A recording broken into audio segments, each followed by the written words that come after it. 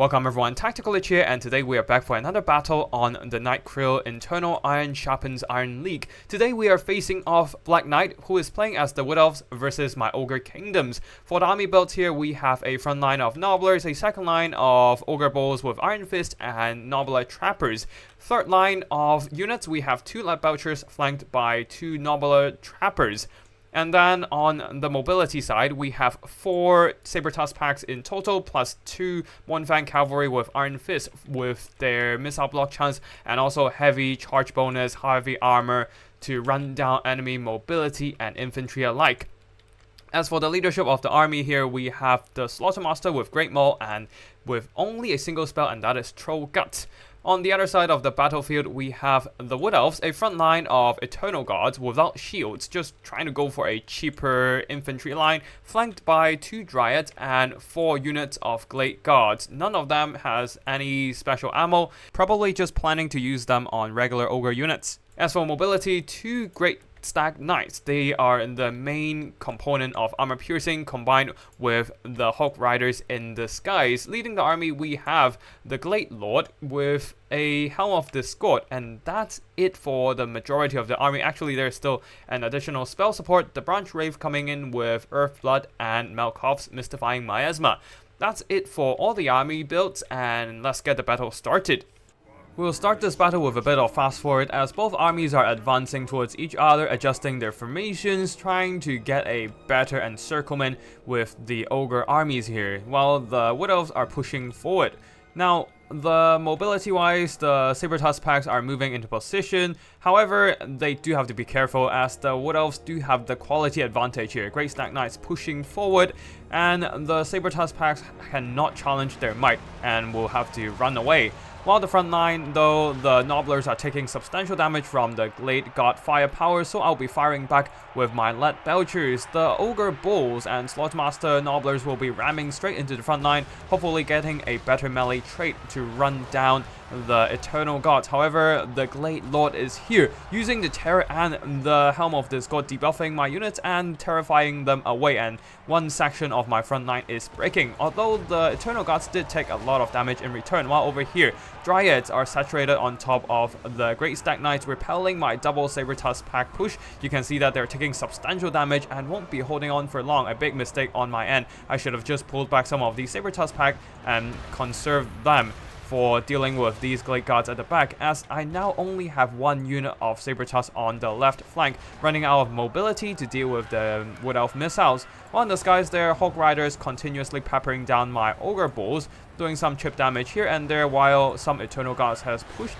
through my rather fragile front line there, dealing with some Lead Belchers chasing them down, so I'll be countering with some Nobbler Trapper Overwatch Fire and some regrouped Nobblers, and Ogre Bulls will have to deal with them for now. Actually, none of the Nobblers are regrouped, so just the Ogre Bulls. While over here, Lead Belchers are still firing, but not exactly having a clear shot on anything, so not sure what they are firing at, but they are now switching over to shoot at the Glade Lord, a good target with the armor-piercing firepower, although some of these One-Fang Cavalry are indeed in the way and might take some friendly fire. While over here at the back, I'm trying to deal with some of these Glade Guards. Some Nobblers have pushed through, continuously pressuring the Wood Elf missiles away, while the Ogre Bulls and the One-Fang Cavalry decided to go after the other Great Stag Knights. The problem is that the Wood Elves do have their own healing, so the Great Stag Knights will be surviving this, using their swifter stag mounts to outrun the heavier Mornfangs. And One-Fang Cavalry will not be having the greatest trait in this engagement. Now back to the middle, the front line of both sides are quite tattered. My Lead Belchers are still shooting, trying to poke at the Hawk Riders, but the Hawk Riders does have a speed advantage, quickly flying to the rear of the Lead Belchers, forcing them to stop shooting and turn around in order to get another good hit on the Hawk Riders. At the same time, the Glade Lord and his Forest Dragon is dive bombing my Mornfang with Iron Fist. Unfortunately, my Lead Belchers are all too busy shooting at the Hawk Riders, so the Glade Lord would be having a quite clean engagement over here. The Glade Lord basically faces no resistance over here and quickly terror-routing my Mournfang cavalry, and at the same time a Melkoth's Mystifying Miasma is draining away their health. Sure, normally the spell is better against units with more models and it is a bit wasted on the low unit model count Mournfangs, but damage is damage after all. Lead Belcher is now shooting at some of these Eternal Gods at the back, and the Nobblers providing some Overwatch fire against the Hawk Riders, but the janky bird models means that they can easily evade most of that shooting and will be diving down on the Lead Belchers, ripping them apart with their claws and beaks. Glade Lord being surrounded in a pitched engagement, but that is fine for him. He did debuff my Mournfang cavalry with a massive Helm of the Scott, and the Forest Dragon does have its own poison attacks, reducing my damage output if he actually lands a hit. Anyways, they're not quite poisoned right now, but unfortunately with a rear charge of the Great Stag Knights, the tattered Mournfang cavalry, these guys might be at full health, but they will also be falling victim to the armor-piercing charge impact. You can see how quick their HP is dropping, while the Glade Lord will be removing himself from this engagement. I'll be recharging the Great Stag Knights with my own Saber Tusk, but unfortunately they simply can't kill off the Stag Knights fast enough, as the Stag Knights do have their physical resistance, helping them hold on a bit longer, just enough for the Wood Elves to rout off my Mournfang cavalry. Of course, the Stag Knights themselves are not that tanky, so they will also be taking substantial damage on the verge of routing as well. Now the Glade Lord is also staying in this combat without any big monster pieces to threaten it. It is quite comfortable fighting my Slaughtermaster, especially now that the Wood Elves are slowly overwhelming my supporting units. Saber Tusk packs are all tied down by my opponent's supporting units, and they are not quite holding in terms of leadership. Instead, the Eternal Gods are hanging on by a thread. On the far side there, I've got some scattered units of Nobblers, of Ogre Bulls, hunting down the scattered units of Glade Guards, and will be pushing them off the battlefield, but the balance of power is still quite even and is slowly edging in the favor of the Wood Elves, even with the healing coming in for the Glade Lord and surrounding units.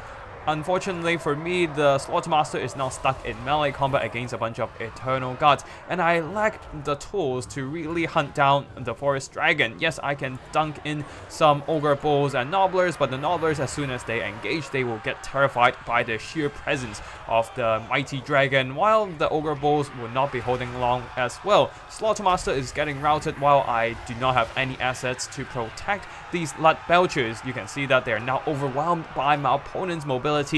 The Great Stag Knights, the Hawk Riders are all piling on top of these Lead Belchers, and they'll be hunted down for sure. There's still one unit of Mournfang cavalry getting healed up by a Troll Gut, but I don't know if they can carry this for now, as the Glade Lords still have around half health and many more healing spells are coming in for him for sure. So he can tank out quite a long time, while I myself have lost my healing for now, as the Slaughtermaster is running for his life. I lost control of the Saber Tusk as well, and they're just running down random Eternal Gods. More bad news are incoming, as my last unit of Mournfang cavalry has been broken and shattered. This is probably the third time they're routing, and they will not be coming back. At this point, the balance of power is completely against my favor. I'm trying my best to pull back this game, but against a half-health Glade Lord continuously healed up by Earthblood, this, alas, is my last stand with all these Nobblers shooting the last bit of their missiles, chucking out some scrap metals, but then the Hawk Riders dive down, Glade Lord dive down, and there comes the Terror Bomb. Army losses will soon hit as everything routs on my end. We'll witness the last remnants of the Ogre army crumbles, and that's gonna be the victory to the Wood Elves. Now that I had a taste of my own Wood Elf melee medicine, let's have a look at the army performances. For my army here, the Lead Belchers, one of them, did pretty good, shooting up a bunch of Hawk Riders, the Glade Lord, and a bunch of Wood Elf infantry. The other not so much, being heavily harassed by the Hawk Riders, as the Hawk Riders can easily dive down to hit them up in melee, or just stay slightly further away, maneuvering around the battlefield and shoot them up, as they don't have the most armor to mitigate the incoming shots. The Mournfang cavalry, one of them did fine, the other not so much. And for the rest of the army here, the Ogre Bulls with Iron Fist did okay. punching up a bunch of Wood Elf infantry. The Nobblers, some of them did pretty good, some of them did not do that much damage, but overall I do say that the Nobbler Trappers and the Nobbler infantry did earn back their own worth. The problem is that my Saber-Tusk packs, I threw away one of them by using it to draw away the Great Stag Knight, and the other two trying to go against the Stag Knight and Dryads, I left them in melee for way too long, and as a result they got routed quite early in the battle. If I conserved these two units of Saber-Tusk packs, they could have dealt a lot more damage against the lightly armored Wood Elf cavalry and infantry way into the late game. As you can see here, one of them did a lot of damage, and that is the surviving Saber-Tusk pack. The others, unfortunately, were wasted. While the Slaughtermaster not doing much damage overall, mostly they're just for the Troll Guts healing.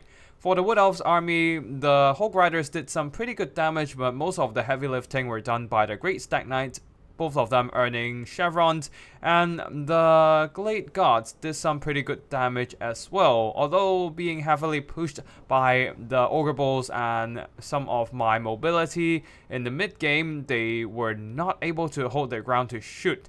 For the Eternal Guards, if they can stay in a long melee grind, they can definitely work down a lot of my Ogre Kingdoms unit with their anti-large bonus, while the Dryads mostly there to clear out the Nobblers and Nobbler Trappers. Glade Lord definitely the carry of the game, and with the healing constantly keeping up his health, he was able to hold up the balance of power and eventually crush my army, both physically with its melee power and mentally with its terror effect, plus the balance of power destroying my leadership. Definitely my favorite Wood Elf Lord in the current meta, with a very strong combination of melee power and supporting items and abilities. Anyways, that's it for today's battle. I hope you all enjoy it, and if you want to see more Total War Warhammer multiplayer action, be sure to subscribe to my channel. Thank you for watching, and I'll see you in the next one. Tactical Lich, signing out.